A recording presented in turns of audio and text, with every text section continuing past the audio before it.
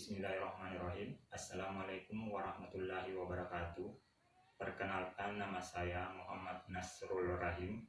Saya salah satu mahasiswa PPG dalam jabatan di Universitas Negeri Malang dengan nomor induk mahasiswa 223129708089. Pada kesempatan kali ini, saya akan memaparkan cerita praktik baik dengan menggunakan metode STAR, yaitu situasi, tantangan, aksi, refleksi, dan dampak.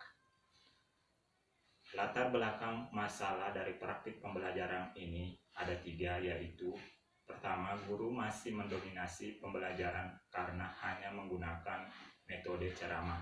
Kedua, guru saat mengajar belum menggunakan media pembelajaran yang tepat, sehingga praktik ini dilakukan untuk meningkatkan minat dan motivasi belajar peserta didik.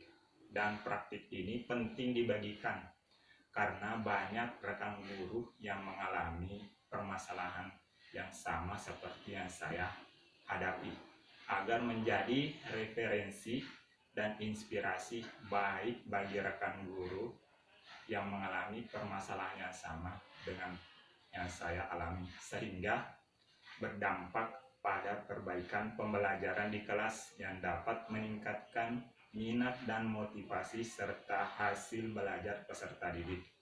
Saya berperan sebagai guru mempunyai tanggung jawab untuk melakukan proses pembelajaran ini secara efektif dengan menggunakan media dan model pembelajaran yang tepat, sehingga dapat meningkatkan minat dan motivasi belajar peserta didik dan tujuan pembelajaran bisa tercapai sesuai yang diharapkan. Untuk mengatasi situasi tersebut, saya melakukan wawancara dengan beberapa pihak, yaitu guru, teman sejawat, kepala sekolah, dan pengawas. Dari hasil wawancara tersebut, tantangan yang dihadapi adalah pertama, cara mengajar guru yang monoton, menjelaskan dengan metode ceramah. Kedua, guru kurang menggunakan media pembelajaran yang menarik minat siswa.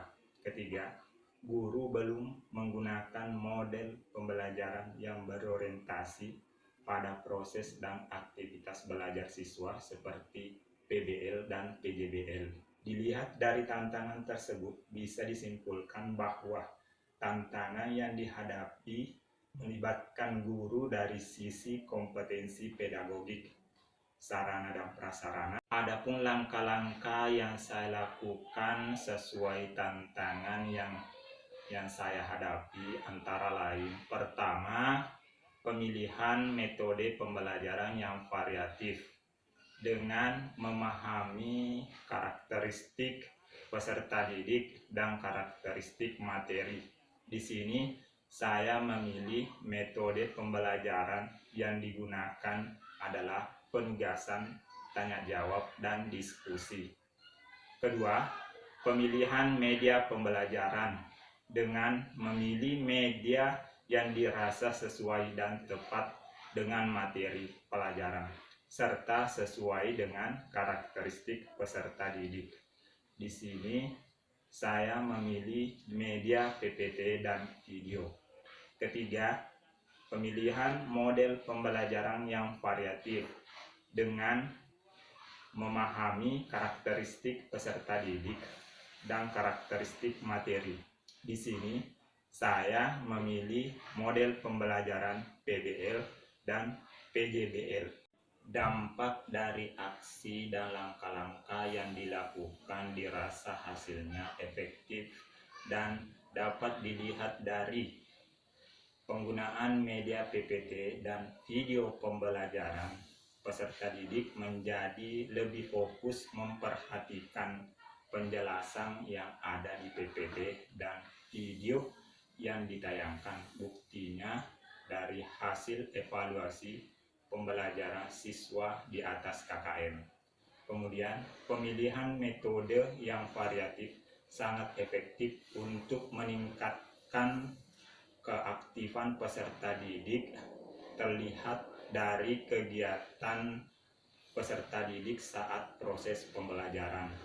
Selanjutnya, pemilihan model pembelajaran PBL dan PJBL, peserta didik lebih termotivasi belajar karena desain kegiatan yang berpusat pada peserta didik dan meningkatkan keaktifan peserta didik sehingga peserta didik termotivasi untuk belajar.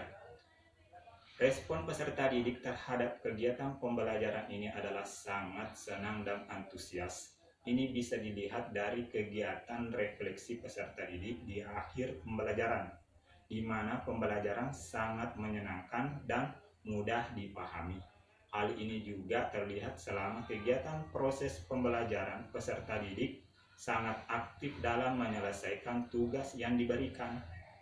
Faktor keberhasilan pembelajaran ini sangat ditentukan akan penguasaan guru terhadap media pembelajaran, metode, dan model pembelajaran yang sudah dibuat. Pembelajaran yang bisa diambil dari proses dan kegiatan yang sudah dilakukan adalah guru seharusnya lebih kreatif dan inovatif dalam memilih metode, model, dan media pembelajaran untuk membuat proses belajar mengajar sesuai dengan yang diharapkan dan dapat meningkatkan motivasi belajar peserta didik sehingga dapat meningkatkan hasil belajar peserta didik. Demikian dulu pemaparan singkat cerita praktik baik yang telah saya lakukan pada PPL ini. Lebih kurangnya mohon dimaafkan. Sekian, Assalamualaikum warahmatullahi wabarakatuh.